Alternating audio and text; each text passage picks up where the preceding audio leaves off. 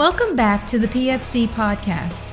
The views and opinions you are about to hear are the speakers and do not necessarily reflect those of anyone else. Now on to the podcast.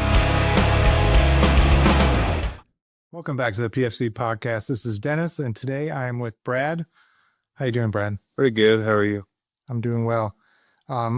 Since it's the first time with the podcast, would you mind introducing yourself? Yeah, I'm Brad. I'm a Whiskey 1 medic. Spent a few years in special operations medicine. I'm an instructor now over at the schoolhouse. Done a few deployments to various places around the world, and I'm here to talk about medicine. Awesome. So you have a story that's kind of tied with your reputation. So would you mind just starting off with this story? Yeah, sure. So essentially, it all began on a night raid in Afghanistan. Pretty quiet night, normal. Come into our target compound. There's a HPI target. Pretty quiet. Get into the village a little bit and find ourselves in a barricaded shooter situation. It's kind of small arms fire, grenades in and out. Nothing unusual for the area. And it all comes to a lull. We're hearing on infill to this location that there's a bunch of CRES systems in the area. There's people going in and out of them. And at this point, they said that there was one that needed some investigation. So part of my unit went to investigate this particular CRES system. They took my junior medic, the platoon medic for the strike force, about 700 meters from the target compound to go investigate. To do some SSC on some buildings that had been cleared, realized that the engagement with that barricaded shooter was starting to pick up again. So I moved myself back over to the point of friction there. Came up. We were kind of investigating ways to get into this compound other than the way that the barricade shooter was engaging us from. The squad leader that was leading that situation was prepping to throw some explosives into the barricade shooter's breach, and I was just in his footsteps probably, 15, 20 seconds beforehand, and just an explosion occurred. Everybody pretty much got rocked at that point. The first sergeant that was between me and the squad leader that was doing the engagement with the explosives immediately came to me and was like, "Doc, I'm hit. I'm hitting the leg." So I did a quick assessment, looked over his leg the best I could. Didn't see any real bleeding. I sent him outside the compound to be assessed by an ARFR. As this was happening, apparently one of the other squad leaders that was inside the compound had ran past myself and first sergeant outside the compound to be assessed by an ARFR as well. After assessing the first sergeant, myself, local national platoon sergeant, and another squad leader and I pushed into the compound pretty close to the breach within a couple meters and found our patient. We call him patient 2, call the first sergeant patient 1. And the dude that ran through us and didn't even realize he was a casualty, we'll call him patient 4 just for clarification purposes. We found our patient 2, and he was pretty messed up. He had obvious wounds to his right side at that point is what I could assess, and it was very large wounds around the pelvic region. So between the three of us, we got him out of the courtyard of that target compound, back behind the wall, into a smaller room where it was flat, and I was able to start working. Turn on my light and realize that his right arm, his right leg, and his entire pelvis was pretty much exposed. It was like kind of declubbing. There was bone fragments, soft tissue damage, obvious bleeding everywhere, and also a hole in his right side of his chest, about the size of a quarter. this time I just kind of started my assessment and went into stopping the bleeding the best I could. So threw tourniquets on the right arm, right leg, junctional tourniquet around the pelvis, and had my EOD tech at the time put pressure over the pelvis. So while this was happening, I was initiating a IV site on his left side, 16 gauge IV, pushed some TXA, it was 1 gram. As also started a unit of blood on this patient. As that blood was going in, my junior medic had arrived from that location investigating the caress system, showed up and was like, how can I help?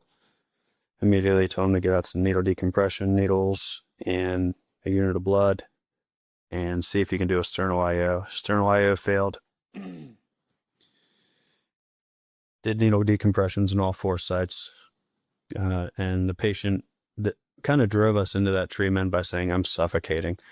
Knowing what I knew now, it may not have only been his chest involvement. It could have been from the blood loss. So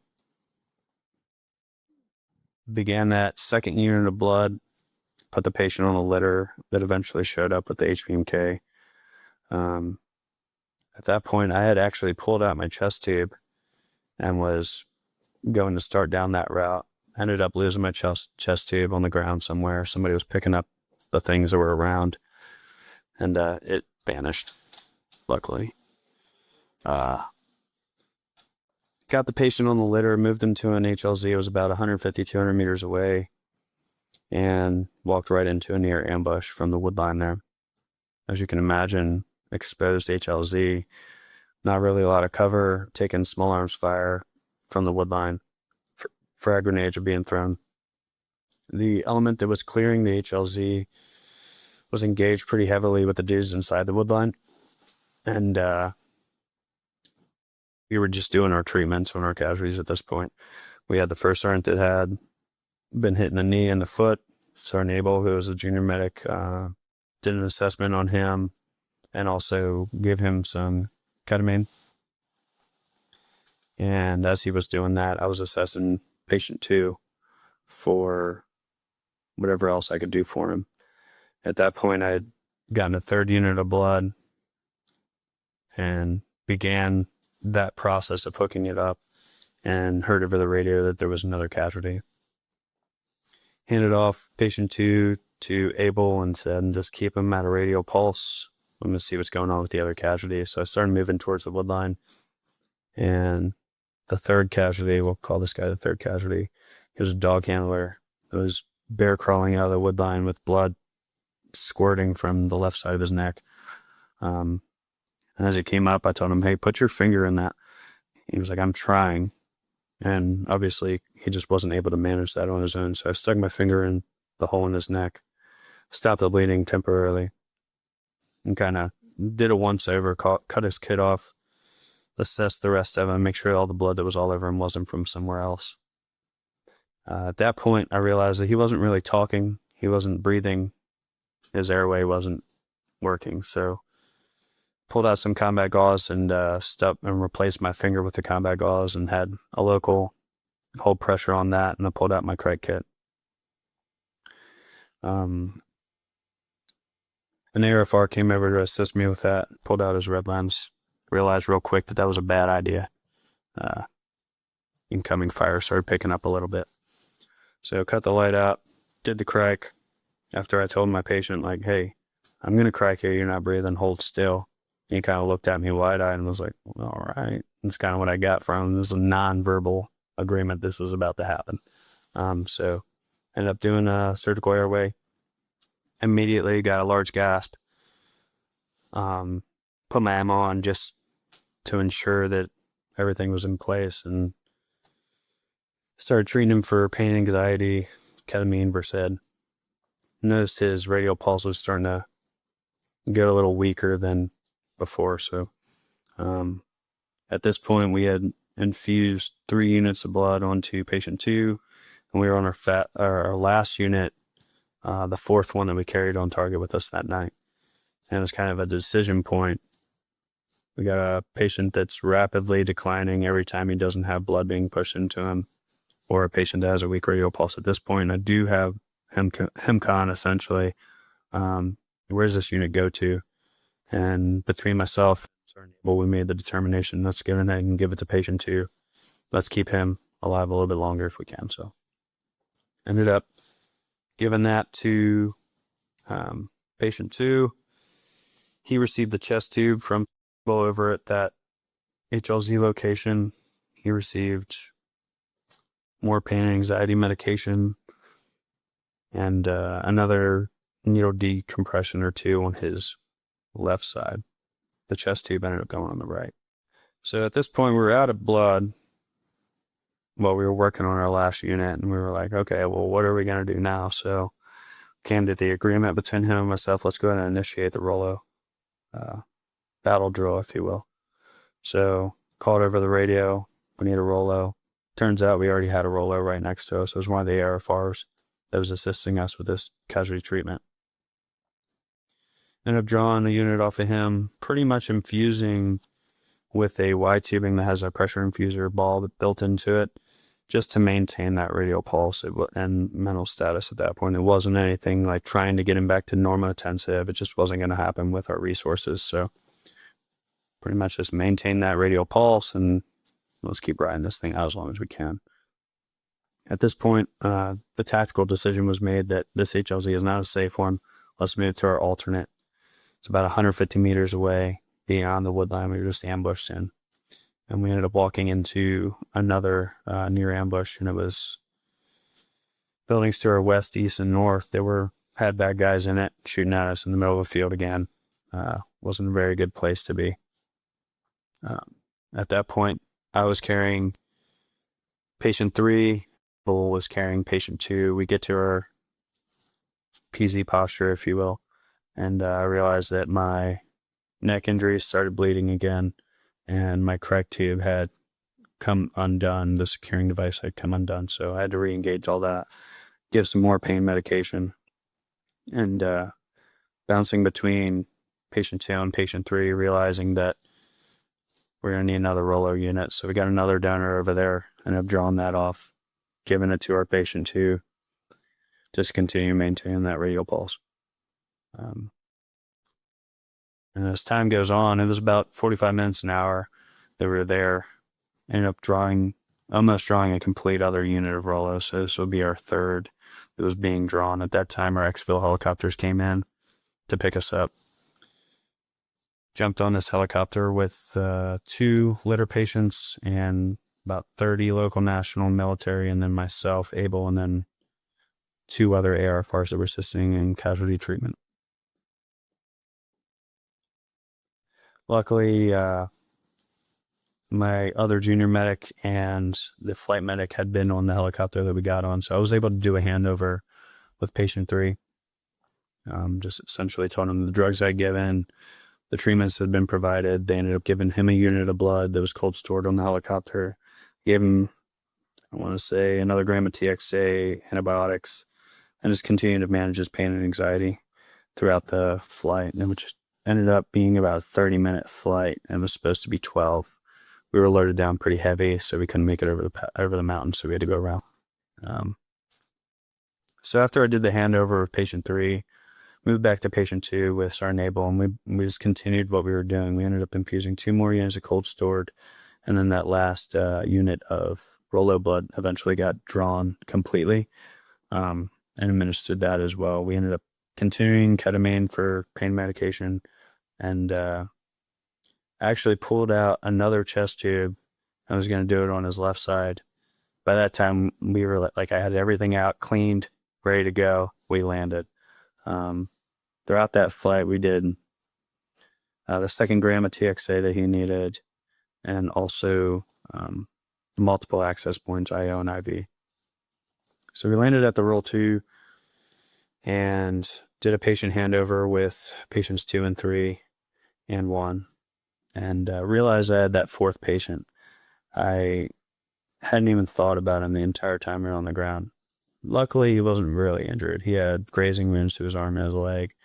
I did a once-over of him, did an IV on him, handed him off to the FST for further evaluation. But after that, took a few minutes and collected my thoughts for a few minutes, and then we immediately went into the walking blood bank situation. So the Role 2 there had established a walking blood bank upon arrival.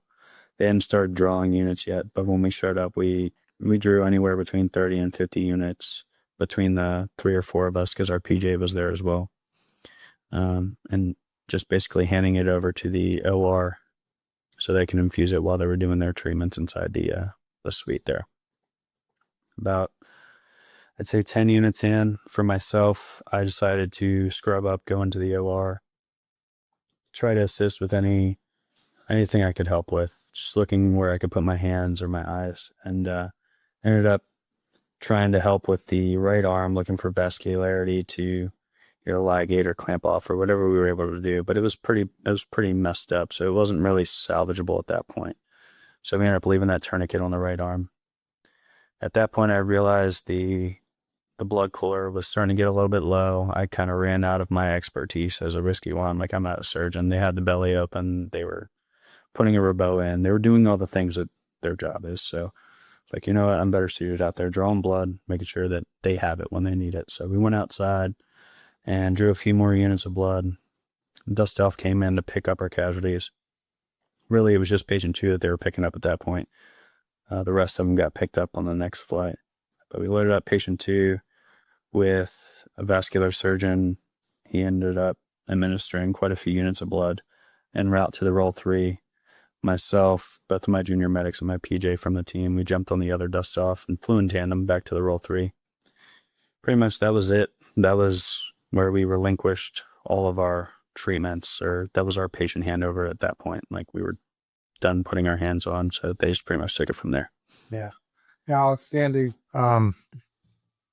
Just of what we're expected to do on the battlefield. Obviously, we train for scenarios similar to that, I guess, usually individually, one patient at a time.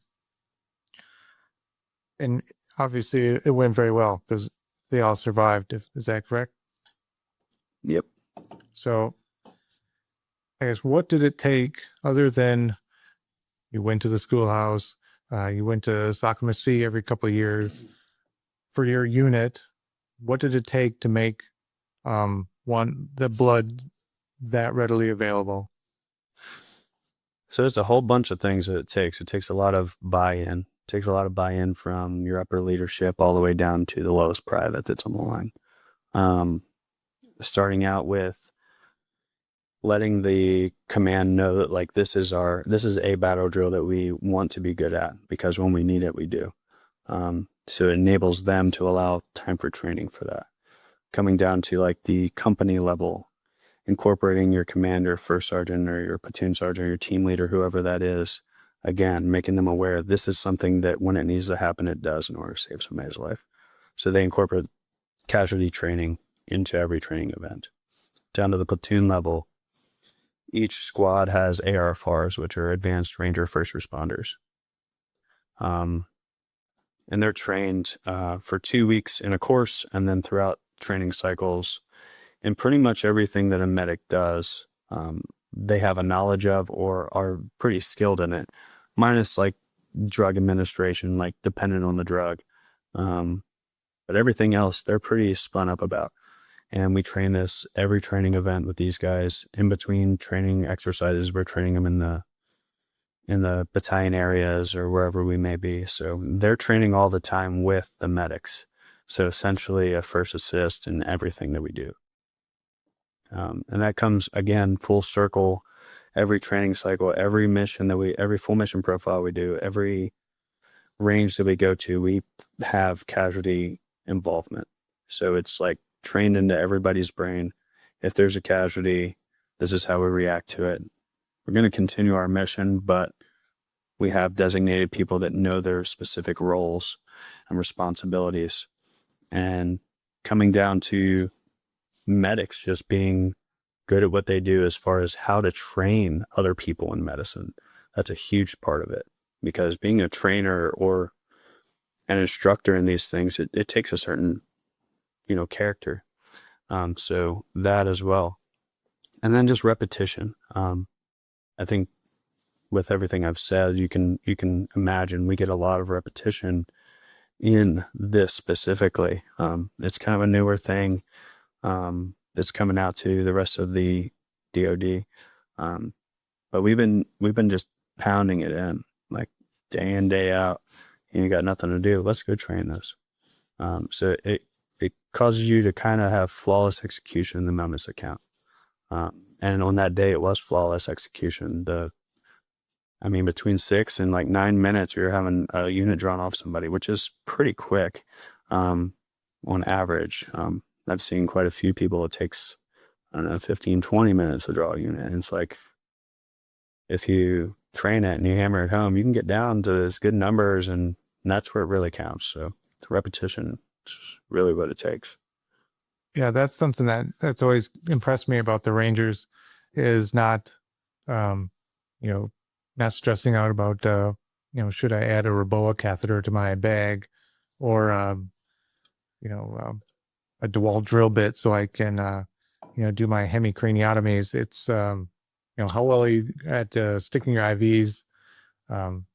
Training the basics, I think, is you're going to save far more people than any of the other things. One thing I don't know is when you call out ROLO, like you mentioned over the radio, are you getting one unit, or are you starting a cascade of events that are going to bring multiple units? So that's a pre-planned situation. So before going out on mission, you do obviously your medical briefing during the concept of the operation. And at that point, we're establishing who the ROLOs are on target, what their locations are, and like who's primary, alternate, depending on what they've done or what their job is. So that's kind of how we go about that. So it's essentially like when that call is made, you hear it, or your team leader, your squad leader hears it, like, hey, I know it's been called. Like, you are the guy that we're sending, go to that location. So it's that first one. And then if it's called again, send the next one. So it's not like a all hands on deck thing. It's like as we need it. Oh, that definitely makes a lot of sense. Now, since you guys have so much experience as far as drawing blood and administering blood, and the guys that we're training, if you're getting them in 15, 20 minutes, that's actually not horrible. Yeah. Compared to 45 minutes, an hour that I've definitely seen. So other than knowing how to place an IV, what other things do guys need to do to get down to that 7 minutes? So I think that, stressing the basics of it, like deciding which catheter you're using for infusion or taking out from your donor,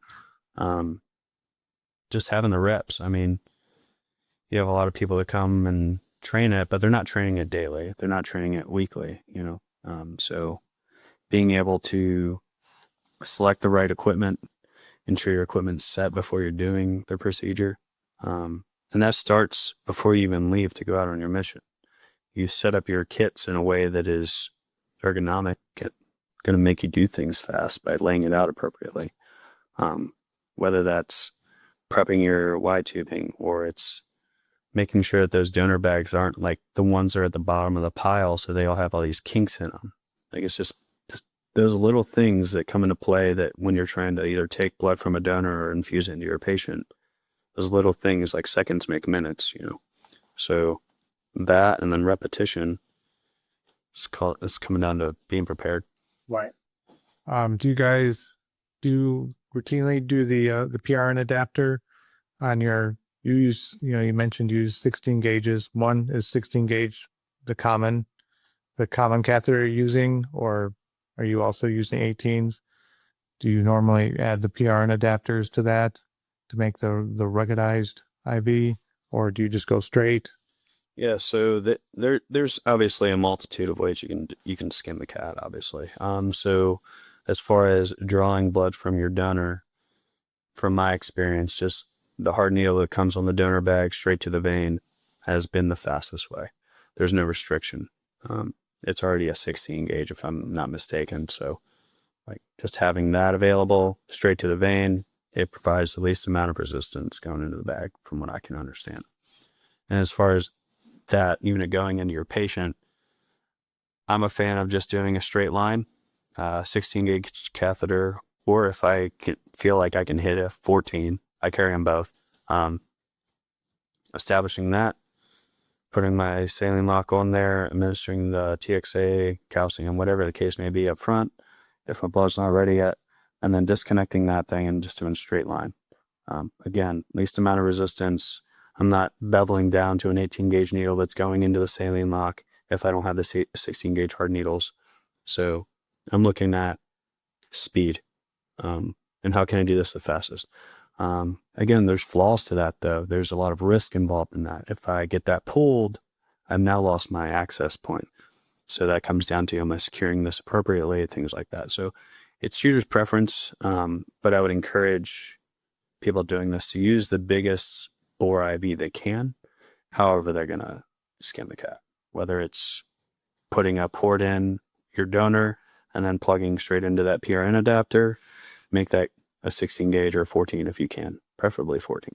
And then do your patient, do the biggest catheter you can. You can see, like, just from experience that you've had with students, like the difference in the flow rate between the 18 and the 16 and the 14. So logically, it's the right thing to do. Oh, yeah. And absolutely, logically it does. I mean, there's a twofold increase in flow when you go from an 18 to a 16. Skill, though, on the other hand, 16's hurt, 14's hurt, and we're big wusses. So we train on the 18, and so on the X, that's what we do because we're confident with that. So I would implore guys to start sucking it up and start actually training with the 16s. God forbid, train with the 14, just so you can get good at it. Your confidence will go up. Just keep in mind when you're training on healthy people. So, you may not be able to get that 14 on somebody who's hypotensive and they're bled out, but by at least training on it, you'll have the ability to adapt, right? Absolutely. And that's actually the thing. Like, we train with the 16s. Like, 18s are great for just practicing your technique, things like that. It doesn't hurt. It's simple. But when you put your kit together and you're training off of that specific kit that you put together for this specific mission, like, you're putting a 16 there. So let's train that. And that's how in the past that I've seen people train it. So, yeah. You also mentioned for your admin set that it had a pressure infuser bulb in it. Have you found, like, or at least in this situation, do you think that was the thing that saved the day? Honestly, I can't say that definitively, but I know that it was utilized as an adjunct to target a radial pulse in patient 2. So continuous monitoring for a radial pulse is like the best we could do at the time. And as that started fading, a couple pumps with that thing and it came back. So, I mean, it's a very simple way to save that precious resource and only give as much as you need. But it's also, like, it's fast. It's real fast. So I encourage people to try it and see the difference between just a straight line, that pressure infuser pump, and then the pressure infuser bag. Another issue with the pressure infuser bag is, like, if you turn that thing upside down and you lay it down, yeah, it's great, but you're going to get a bunch of air in there if that thing goes upside down. With the pressure infuser pump, it requires you to have it in the right, I guess, configuration. Yeah. So you're not going to run into that issue. Yes, somebody has to hold on to the bag, or you have to stick it to something or put it on something to hang it up, but it's not going to give you that comfort level of laying it down. So the last thing I want my patient that's dying is more air into their vein. It's just not appropriate. So, yeah, that's frowned upon, or a pump of air directly into their vascular system. Since you've been here and obviously training your own guys, what are the real common mistakes that you see that ends up screwing you up later on? So common mistakes right up front again is, I would say first and foremost, being prepared. So making sure you have the equipment in your aid bag for the mission. I see it all the time where somebody doesn't have enough hard needles, or they decide to only bring 18 gauge needles that are in those nice little NAR IV kits. They're great kits, minus a couple things that are in there, but add a couple things to that. If you're taking stuff out, there's plenty of room for it. Maybe for the donor situation, taking that constricting band off, when you're drawing blood, slows the flow rate down. Leave the constricting band on. Or people putting that constricting band on way too tight, and then it's doing the same effect. Not inspecting their blood bags, having kinks in the blood bag, not having the citrate from that collection bag all the way down to the needle when it enters a vein or enters a PRN adapter. So you have a big gap of air there. That's it for today's podcast. Make sure to go to our website, www.prolongedfieldcare.org. Check out our free downloads and a ton of other helpful information. Grab a bag of our fresh roasted PFC coffee, links in the description below, and stay on the bleeding edge of combat and austere medicine. This is Dennis for the PFC Podcast, out.